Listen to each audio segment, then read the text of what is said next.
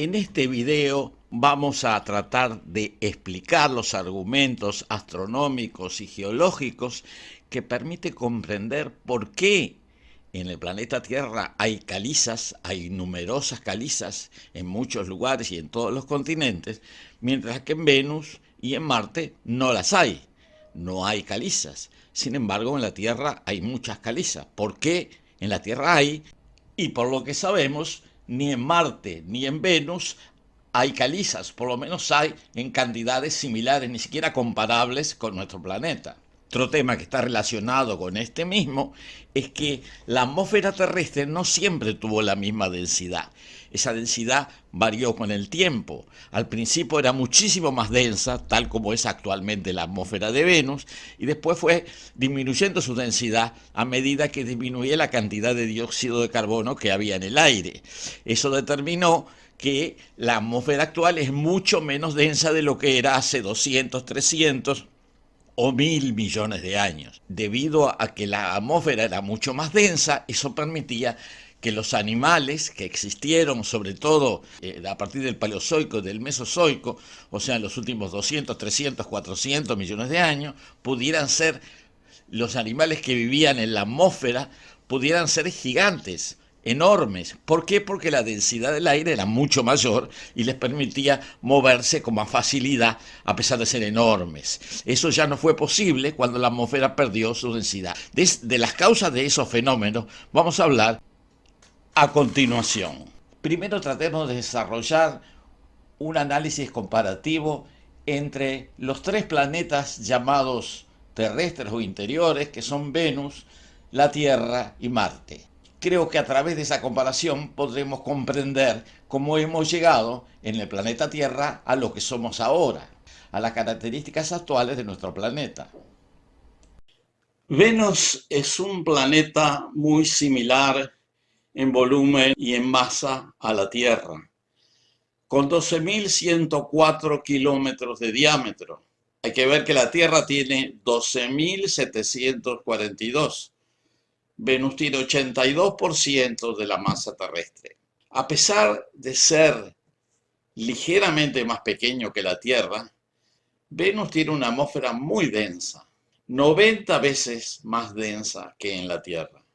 Debido a la gran densidad, la presión atmosférica en la superficie es de 92 bars, o sea, 9.200 kilobars.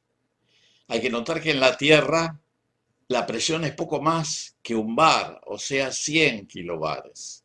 Dicho de otra manera, 90 veces menos que la atmósfera venusina. A ello se agrega que la temperatura de Venus, también en la superficie, es promedialmente de 464 grados centígrados sobre cero, mientras que en la Tierra la temperatura media es de 14 grados centígrados. En esa atmósfera muy densa de Venus hay dos compuestos o elementos claramente dominantes. El dióxido de carbono, que representa el 96.5%, y el nitrógeno, con 3.5%, que sumados casi completan el 100%, y solamente hay trazas menores de otros elementos y compuestos. Marte, por otro lado, también tiene ciertas similitudes con la Tierra, aunque es más pequeño, tan solo 6.779 kilómetros de diámetro y 11% de la masa terrestre. A diferencia de Venus, Marte tiene una atmósfera con muy baja densidad, 150 veces menor que la terrestre, con una presión atmosférica media de 0.6 kilobares. A ello se agrega que la temperatura es mucho más baja que en la Tierra y tiene un promedio de algo así como 55 grados centígrados bajo cero. Curiosamente, en esa atmósfera de muy baja densidad y muy fría, tan diferente a Venus, resulta que la composición atmosférica es muy parecida. Me refiero a que la composición atmosférica de tanto de Marte como de Venus se semeja mucho. En ambos el dióxido de carbono representa más del 95%. En Marte es 95,32% y el nitrógeno 2,84%, con algunas proporciones menores de otros compuestos y elementos. Por su parte, la Tierra tiene una densidad y presión atmosférica intermedia con relación a estos dos planetas interiores del sistema solar, muy inferior a la venusina, pero muy superior a la marciana. Como señalaba anteriormente, la temperatura media atmosférica terrestre en la superficie es de unos 14 grados centígrados. Y en ese aspecto se encuentra también en una situación intermedia que, entre otras cosas, refleja su ubicación intermedia desde el punto de vista de su distancia al Sol. O sea, y es lógico que así sea, que la Tierra posee o debería poseer características intermedias entre Venus y Marte en muchos parámetros atmosféricos. Sin embargo, hay un rasgo de la atmósfera terrestre que la diferencia claramente de los otros dos planetas, o sea, de Venus y de Marte. Ese rasgo es la composición atmosférica.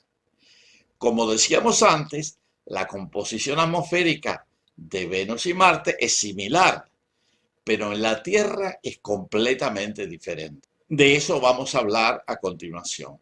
La lógica rigurosa indica que en su formación el planeta Tierra tenía una atmósfera con composición similar a Venus y Marte, o sea, con un 95-96% de dióxido de carbono y un 3 a 3,5% de nitrógeno. Y por supuesto, también, al igual que Venus y Marte, no tenía oxígeno libre.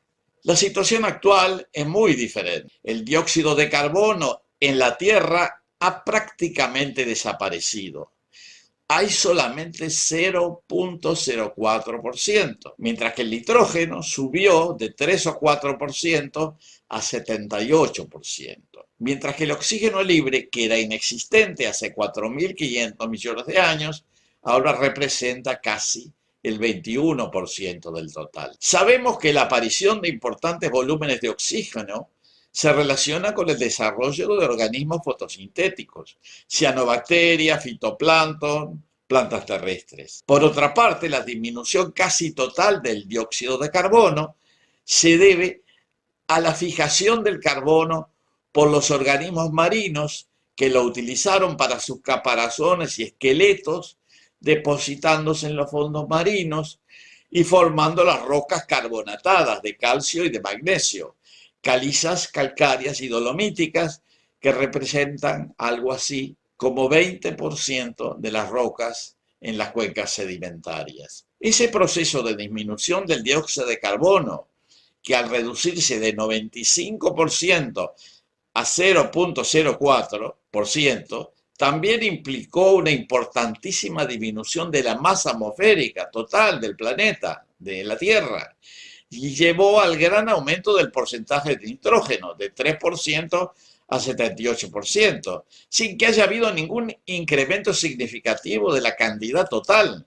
La masa de nitrógeno no debe haber cambiado, pero sí cambió el porcentaje de 3 a 78%. Por la misma razón, la casi desaparición del CO2, del que se habla tanto a pesar de que hay muy poquito en la atmósfera, realmente muy poquito, la desaparición del CO2 decía que constituía la mayor parte de la cobertura gaseosa terrestre, produjo una sustancial disminución de la densidad y de la presión atmosférica, que era varias veces superior a la actual en tiempos arqueozoicos, o sea, hace 3 o 4 mil millones de años. En otras palabras, las atmósferas iniciales de la Tierra contenían mucha más masa gaseosa con una densidad mucho mayor, 5 a 20 veces superior, dependiendo de la época que consideremos. En esa atmósfera más densa fue posible el desarrollo de organismos aéreos de gran tamaño, como enormes dinosaurios e insectos gigantes. Sabemos la forma como disminuyó el dióxido de carbono en la atmósfera terrestre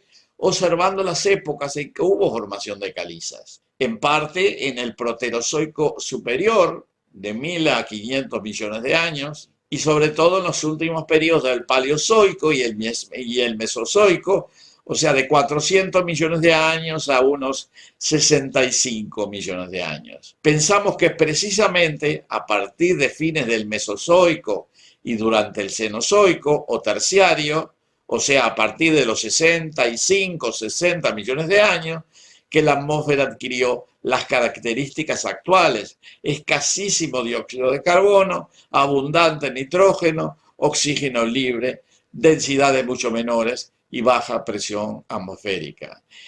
Este es un análisis lógico de lo que pasó en la atmósfera de este tercer planeta en el que habitamos y que llamamos la Tierra. En otros videos voy a seguir insistiendo en este tema, que creo que es muy importante y que no se le ha dado la trascendencia que debería tener.